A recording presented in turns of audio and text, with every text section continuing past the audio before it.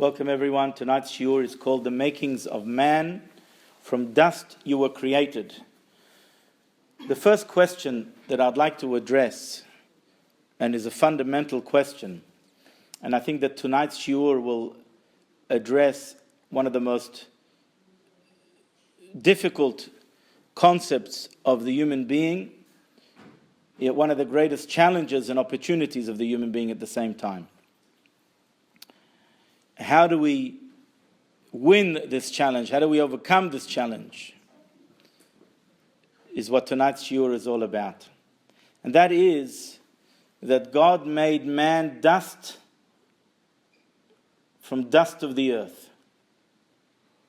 We know that Vayipach ba'apav nishmat hayim, God also blew in his nostrils the breath of life, that being his soul. And as the Kabbalists teach us, that soul is Helek Elokam Imal, is a part of God himself. And as it says in the Zohar, Man da nafach mitochi nafach, he who blows from his innards. There's a big difference between talking and blowing. When you talk, it doesn't take energy, it doesn't come from your inner core. But when you blow, it comes from your innards. So too, when God created the world, the expression is used, and God said, let there be light. Whereas when he created man, he said, let us make man. And God said, let us make man. That was his body. And yet, when he came to his soul, Vayipach ba'apav nishmat hayim, he blew within his nostrils the breath of life. Man da nafach mitochi nafach, he who blows from his innards. Which means that there is a dimension of man that comes from the earth. There's a creation, a creature. Yet there's a part of him that is part of the infinite God. Still, why did God make man dust from the earth? His body dust from the earth. That is one important question. Question number 2 is, it says, and God said, let us make man, and he will be in our likeness and in our image. And which way is man in our likeness and in our image? And although we talked about it on previous occasions, that there are different opinions, because God has no form, God has no body, then there are different opinions. Some say this refers to his spirit, his soul, which is a part of God. Some say that's his intellect. Some say that refers to the capacity of man's ability to give, for God gives, and just as God is a giver, man has to be a giver, not a taker. Others suggest that this ability of man to have free choice, for no other being has free choice, only man. But tonight I'd like to discuss a different dimension of which way we are in the likeness of God. When God created man and woman, he commanded them, V'yirdu b'degat hayam, and they shall rule over the fish of the sea, over of hashamayim, and the fowl of the sky, ubabehema, and upon the beast, ubechol haaretz, and upon the whole world. Man's objective is to rule over the world.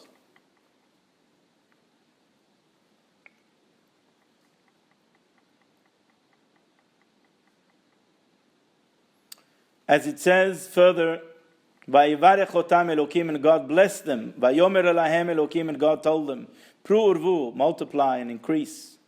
Umilu et haaretz v'kivshua, and you shall fill the earth and conquer it. Conquer it. Conquering is something that you use, a language that you use in war. Seems to be, according to this expression, that indeed there is a battle that goes on. V'kivshuha, and you shall conquer it. What kind of battle is going on? There's an interesting pasuk in Tehillim that we say in our prayers, and I sometimes remember to think about it, sometimes. And that is, Yismach Yisrael be'osav.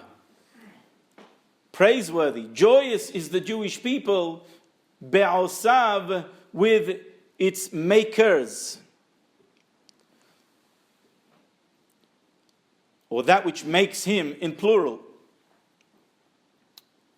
Do we have more than one creator, God forbid? Of course not. So why does it say that which makes him in plural? Because that refers to body and soul. The fact that we have body and soul is something that is of great benefit to us and is for us a great praise and privilege. In Sefer Tanya Kadisha it says that the body is compared to a city, a small city, of which each of our inclination wants to rule over it. The godly inclination wants to govern this small city, the body, and the normal tendencies and drives and desires and lusts of the human being, the animal inclination or the natural inclination of man, also seeks to rule over it, to have dominion over it, to control it and tell it what to do. The godly soul tells him to go to the shiur, to go to the synagogue, put on tefillin, eat kasher, don't speak lashon hara, don't do this, don't do that, do this and do that. The natural soul, or the animalistic drives, wants to conquer. Do as you will, do as you please, do what pleases you and gives you joy and pleasure. Eat and drink today, for there is no tomorrow, God forbid. This is the challenge. This is the greatest challenge of man. The challenge that exists, the battle that exists between the animal soul, the godly soul, and the body, or the bodily tendency of man, which are very powerful, very strong, and very convincing. This is the challenge. And for this reason, God created man from the dust of the earth. Because that is the lowest element, that is the lowest part of this earth. And our objective is to be able to uplift it. And by uplifting the earth, we uplift the whole world. And bring the whole world under the dominion of man through his godly soul and ultimately to the presence of God. Therefore, the fact that we are a composite of two dimensions of opposing forces is a great privilege for us. Because that challenge or that war or that battle to conquer is that which allows us to achieve the purpose and function of why we created in this world. And therefore this verse is fundamental to our whole existence. And understanding this verse is fundamental to our whole existence and the challenges that we face. What is interesting is that the word that is used for controlling, subduing the world is v'yirdu b'degat hayam. And you shall rule over the fish, the fowl, the animals, and the whole earth. V'yirdu. But the word v'yirdu also means to descend, which means it's a double-edged sword. On the one hand, we have the ability to control. But yet if you do not control, God forbid, if the world doesn't come under your dominion, then you become enslaved to the world, you become enslaved to the materialism of the world, and you then descend, as opposed to uplifting, you descend. Not only have you not uplifted, not only have you remained on the same level and not grown, but in fact you have descended to the earth as opposed to uplifting the earth. And this is the reason why we called Adam. Adam, because we come from Adamah, we come from the earth. We have an earthy side to us. We have a material side to us. But yet we have another side to us as well. Adam comes from the expression Edameh.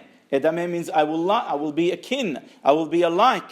I'll be alike to what? To what God said. Let us make man in our image and in our likeness. Edameh le'elyon. I will be similar and akin to the spiritual dimension. So man has the ability to ascend to the highest levels, greater than any creature, even any spiritual entity or being, even the greatest of angels. Yet one can also descend, or has the potential to descend to the lowest level, to the pit of destruction, to the lowest level of materialism, of earthiness. This is our challenge. And this is the greatest privilege. And that's why it says, Yismach Israel. We must rejoice. Yismach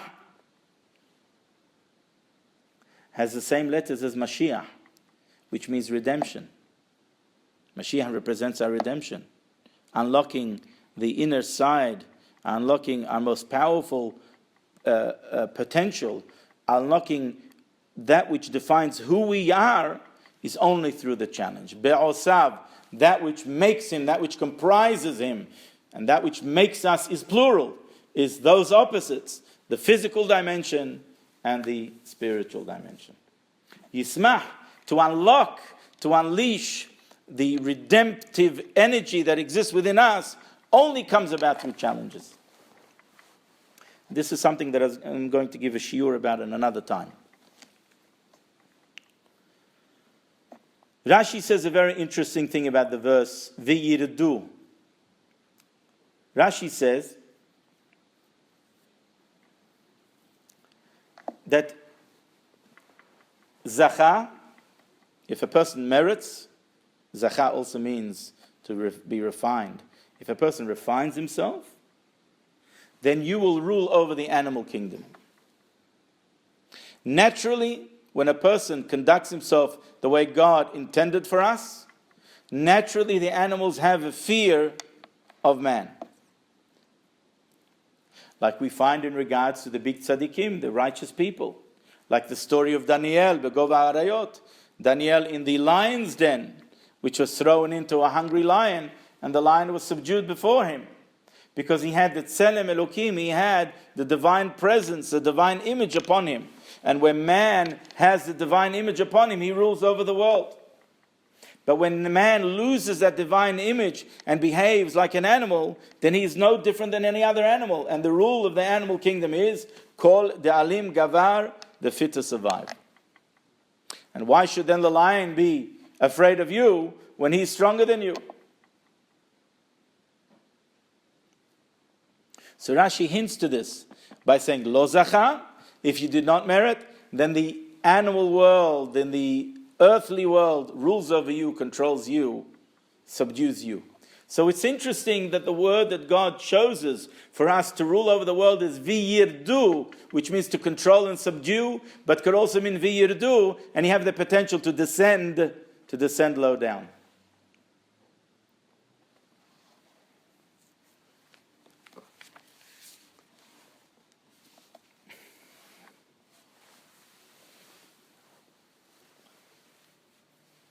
The word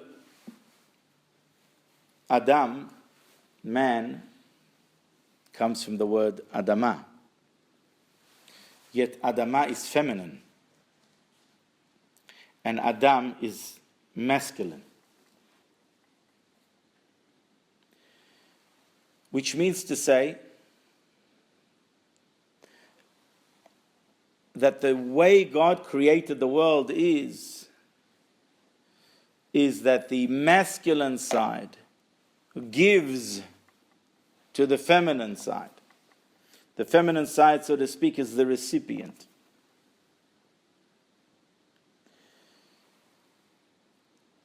The dominating force, or the stronger force, being Adam, and the weaker force being Adama, being the earth, the world. So the way God created us is in a manner by which we have the potential and the ability and the mandate to control and subdue the world. How we have the strength for that and the potential and the ability for that I will discuss in a minute in a very interesting teaching from the Kabbalah and the Midrash. There's a very interesting pasuk that we read. Ele toldot Noach, Noach ish tzadik tamim haya bedorotav, et ha'elohim hitalech Noach. Noach was a righteous. This is the genealogy of Noach. In other words, this is the children, the offspring. Toldot means the genealogy, the offspring, the next generation of Noach.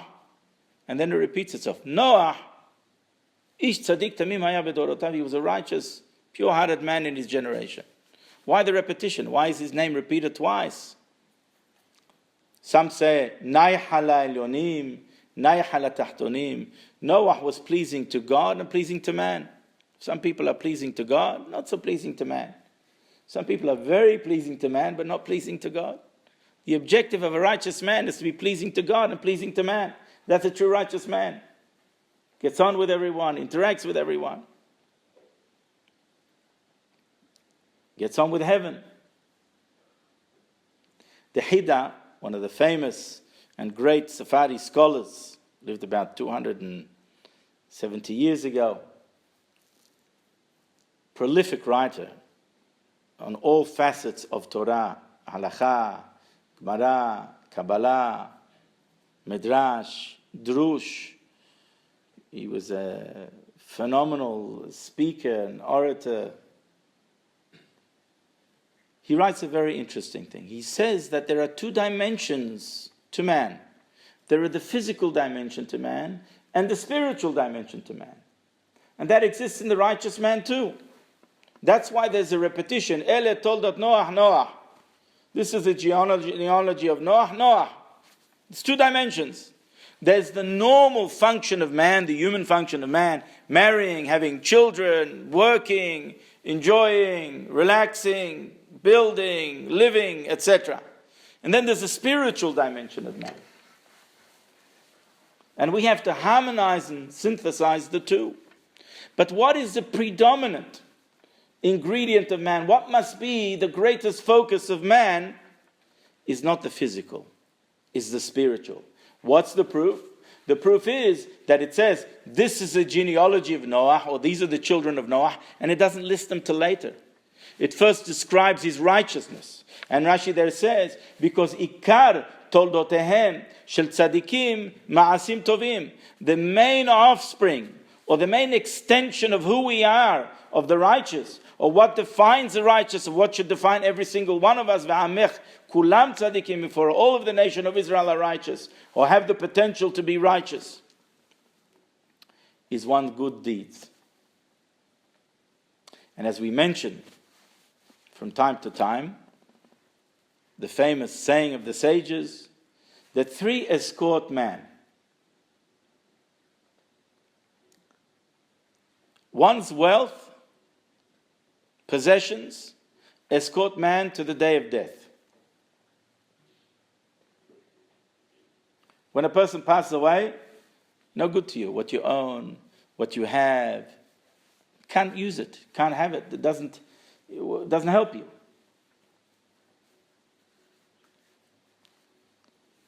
The next is the family, the children. They escort only to the grave. Once you get to the grave, stimat golel, and you cover over the grave, that's it. No more. They can't go down. I'm smiling because I remember I was at a funeral and someone's kippah fell in. And I remember that the week before he was in a shiur. We had a shiur on Tuesday then it was. And he says, Rabbi, what goes on in heaven? And I looked at him and I said, if you want, I can organize for you to know. The next week we're in a funeral and his kippah falls in. And remembering what I said, he looked at me and I looked at him very severely and I went, he went white. But anyway, we took the kippah out and everything was fine. And that's it. After the grave, that's it. What escorts man to his heavenly abode is one's deeds. And that's what the Hida writes. The main genealogy, the offspring, the extension of who we are, that which defines us, is not even our children. Not even our children. However much they are like us. Abraham Avinu's son, Yitzhak, looked exactly like him. However much our children may look like us, act like us, talk like us, behave like us, think like us. Brak Rada Avua, the Gemara says, a child is like an extension, it's like a leg of the father. Yet nonetheless, preeminence is given to one's good deeds, Because that's what really defines who you are. That's what's at your core. And that's what escorts you to the world to come. Never separated from you.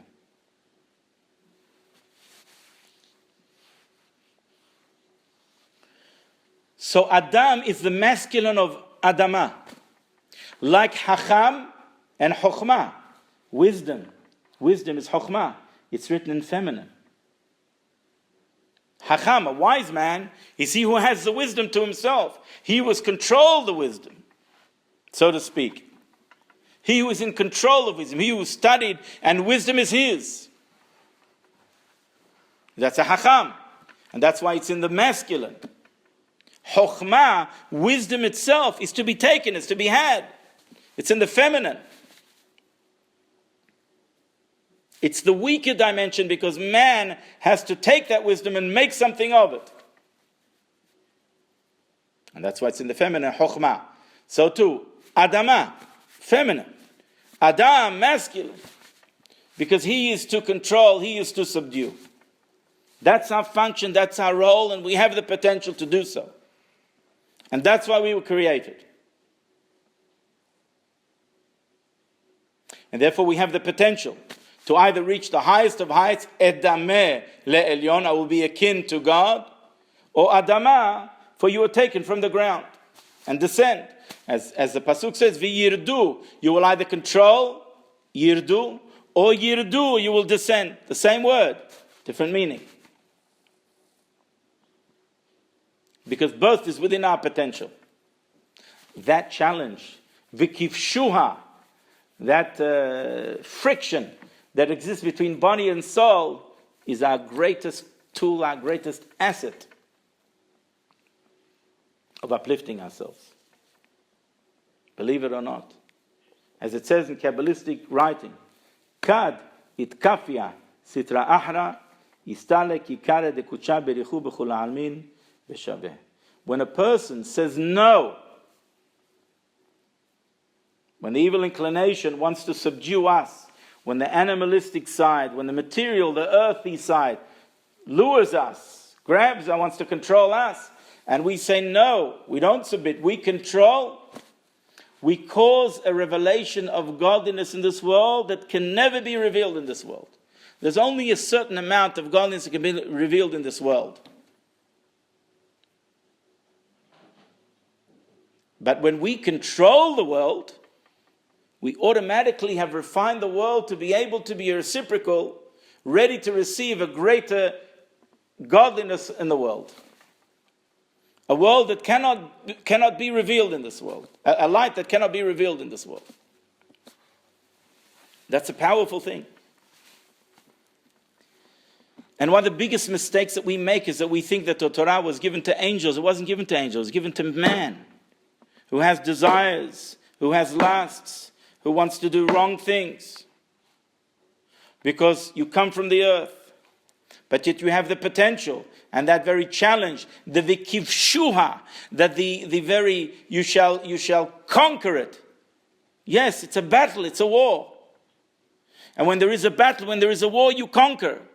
And when you conquer, you rule. And our objective is to rule over the world rather than ruling over ourselves. There's a very interesting Maimonides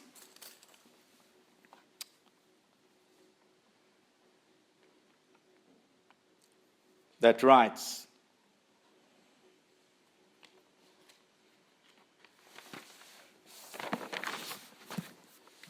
Maimonides writes in the beginning of Seder Zeraim, one of the Mishnayot, the orders of the Mishnah, he writes a very interesting thing. Luleh ha-mishtagaim nishar ha'olam harev. If it wasn't for the mad people, the world would be desolate, would not be built up. You wouldn't have roads, you wouldn't have bridges, toilets, washing abilities, taps. You wouldn't have any of these things. That's a bad thing. That's a good thing. Yet Maimonides says, if it's not for the mishtagaim, if it's not for those who are foolish, the world would be desolate. What does he mean by that? Because there are those people whose primary function in the world is to live in this world, to acquire things, physical, material things in the world, to improve their lot materially and not spiritually.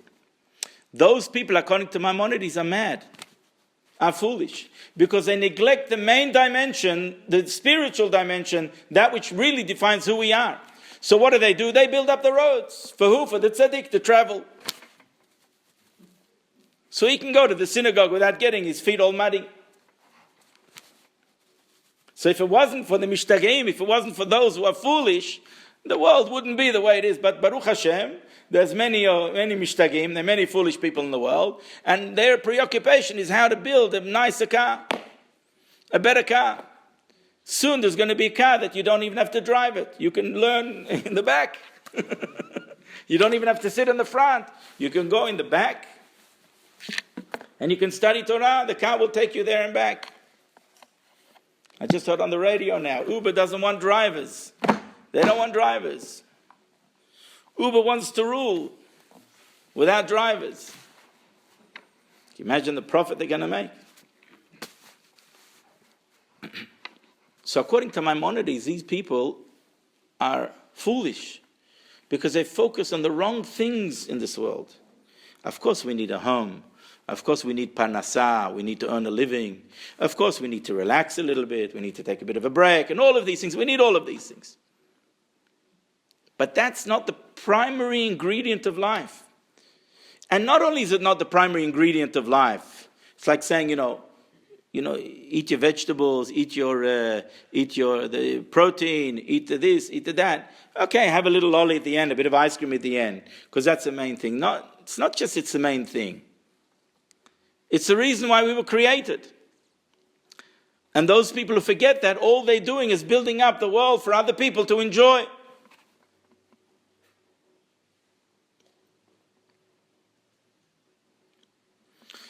What ends up is that the world controls them.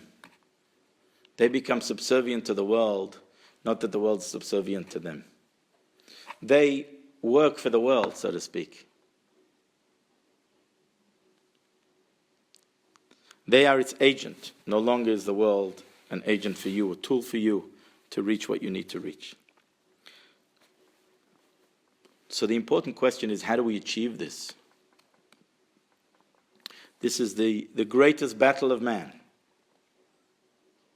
This is the greatest achievement that man can ever achieve. It's a hard task. It's a hard task. We know within ourselves. Oftentimes, the body wins.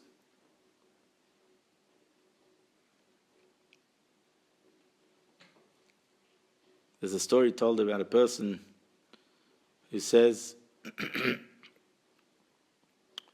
that he just got married,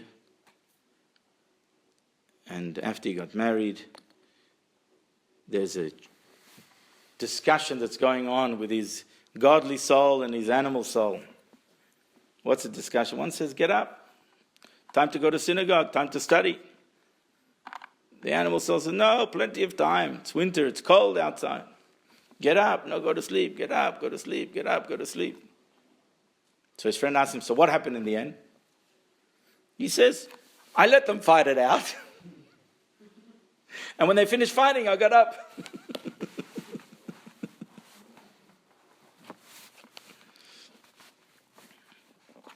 How do we achieve this? It's not an easy thing. It's not an easy task.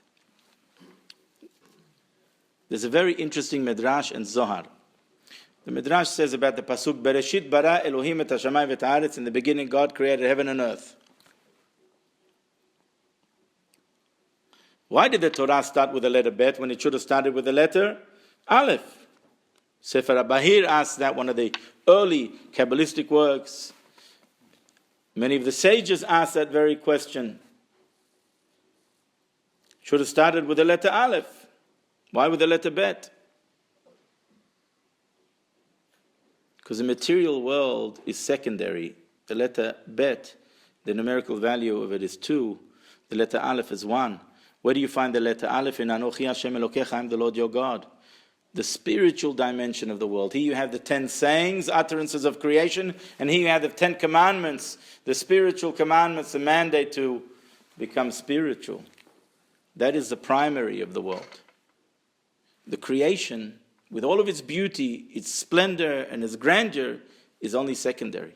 The body, with all of its beauty and all of its passion and all of its greatness, is secondary to the soul.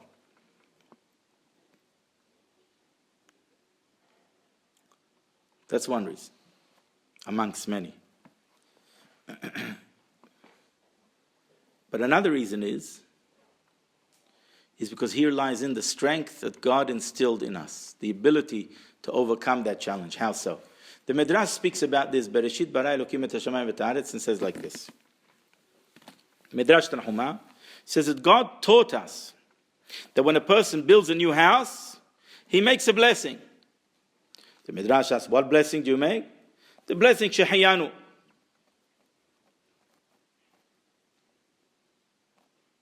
In order to be able to do Nahat Ruach Leyotzro, in order to be able to do Nahat, to be pleasing in the eyes of God. You have a house, you build a house, you own a house, you make Shehayanu. Why? Because you want this house to be pleasing to God. Listen to what the Zohar in Parashat Tazriah says. Very interesting Zohar. Man debani binyan. When a person builds a building, a house, a home, kad shari lemivne, when he begins to build it, by leitkara bepumya daha lepulhana dekucha berichu hubani. He has to articulate in his lips and say, I'm building this house, I'm buying this house, that it should be for the service of God. He has to say it, articulate it. Like the Midrash says, you buy a new house, make a bracha shehayanu. Mention the name of God.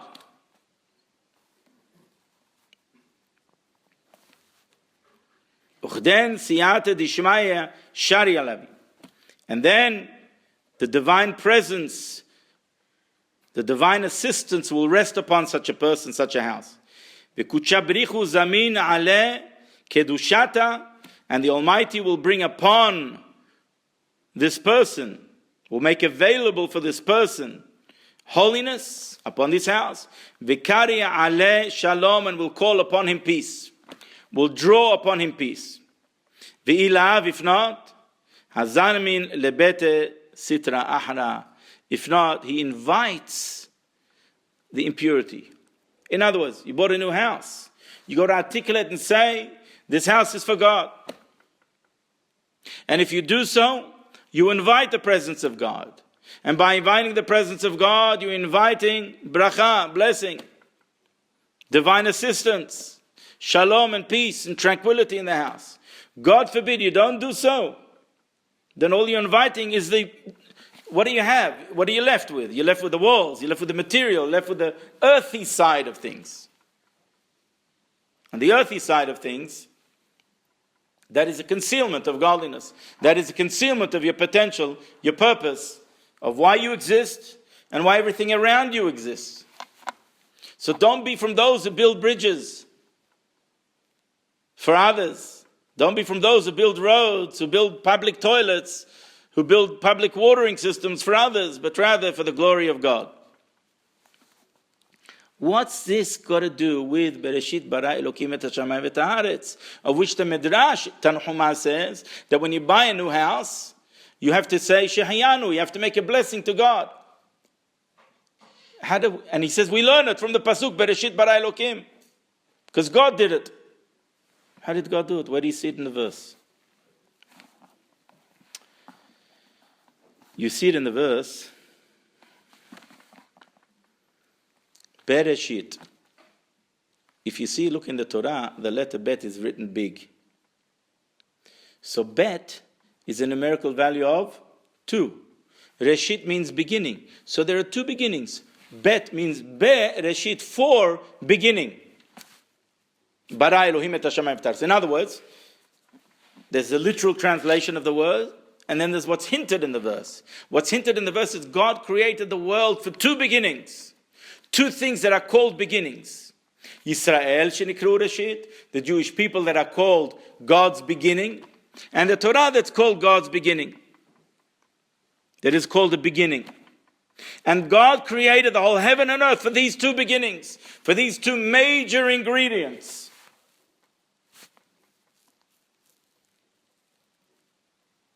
And here lies in the strength and the power for us to overcome the challenge and the difficulties and the contradiction and the friction of the physical and the material. Because just as when we buy a house or when we build a house and we make a house, the first thing that we do is we proclaim it for God, we proclaim it, we sanctify it for God, and by doing so, by the very first action that we do, we proclaim it for God, that gives the strength or the invitation for godliness to be in this world, and the strength and the ability that everything that happens in this world will come under the canopy of God. So too, God did the same thing, but for us, in our honor and in the honor of the Torah. How? By mentioning, even though it's subtly, even though it's behind the scenes, but by mentioning that the whole creation of heaven and earth was for the honor of the Torah and the honor of the Jewish people. Bereshit bara Elokim et hashamayim v'et haaretz. For two beginnings. Reshit means beginning. Bereshit, for two beginnings, which is the Jewish people and which is the Torah. By doing so, he paved the way, he, so to speak, proclaimed that this whole world should and can fall under the dominion of Torah and the Jewish people. Just like we do when we build a home.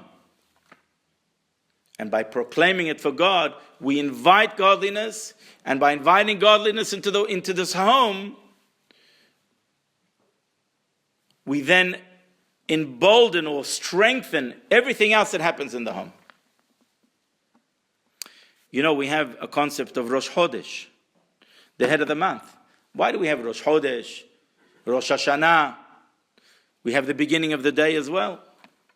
Because the way you start off a month, the way you start off a year sets the tone for the whole month, for the whole year, for the whole day.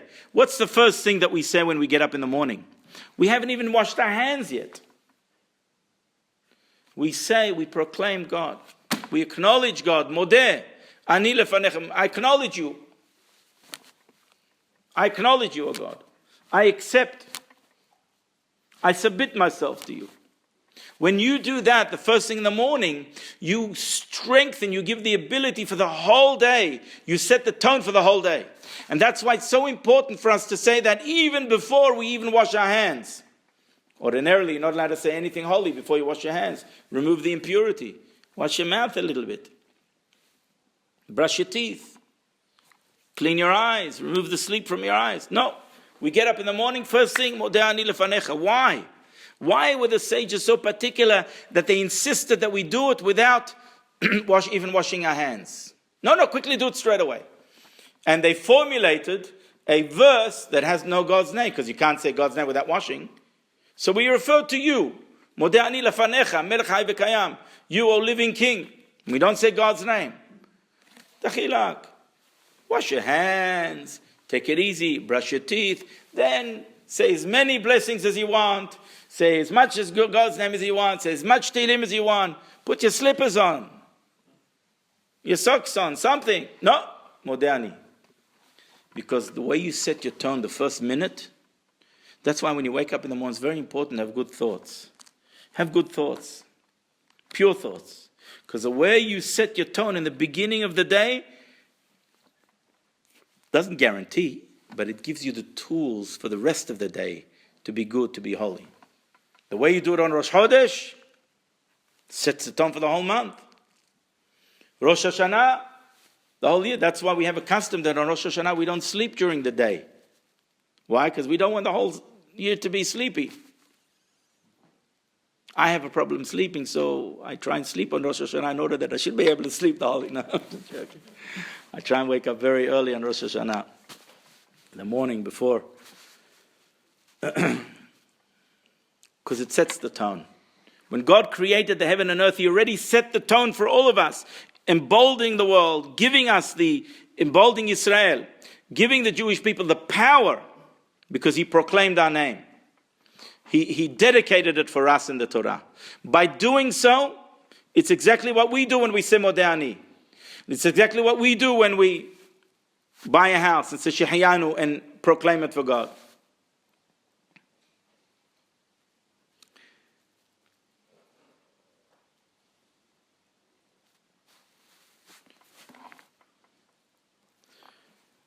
And this is what gives us the ability and the strength to then fulfill the next part of the verses, that you shall control, subdue the material side of the world. I want to finish off with a very interesting verse that speaks about building a house. Ki tibnei bait hadash, when you build a new house, va'asita ma'akeh legagecha, and you shall make a parapet. You should make it like a. In those days, they used to build homes, flat roofs. They used to go on those roofs. They used to dry dates. They used to dry figs. In India, they used to dry chilies and mangoes. But in Israel, it was dates and figs. That's what they dried. Now, it's dangerous. You go up a roof. You have kids going up a roof. People can fall off, God forbid. And you, God forbid, will be the cause of someone's death. So the Torah commands us to make a fence around that roof, so someone wouldn't fall and die. That Arizal has a very beautiful teaching. Ma'akeh, this parapet which prevents a person from dying, the ma'akeh, this fence, is a numerical value, including the word itself, +1, gevura. Gevura is God's attribute of justice, but also God's attribute of measure and concealment. All that is responsible for concealment of godliness in this world comes from the attribute of God's gvura, God's strength, or justice. In other words, measure. Everything that is deserving. You get what you deserve. That's measure. But we don't want measured. We want God's sublime kindness. And we don't want with any concealment. We want to be what's called in Kabbalistic terminology, lahamtiket adinim. We want to sweeten the judgment. How do you do that? Gagecha has a numerical value of 26, which is God's name. When you proclaim this house for God, you remove the concealment. You remove the difficulties. You remove the challenges and the impediments. And the greatest impediment is the fact that the body doesn't feel spirituality like the soul does. So our body is also a home, a house. And this house also has to have the name of God embedded upon it. When we call upon God, when we come to serve God, we're removing the concealment that exists in the world. When we're fulfilling God's will, we remove the concealment that exists in the world. And by doing so, we're paving and preparing the world for the ultimate redemption that will come speedily in our days. Amen. Now we can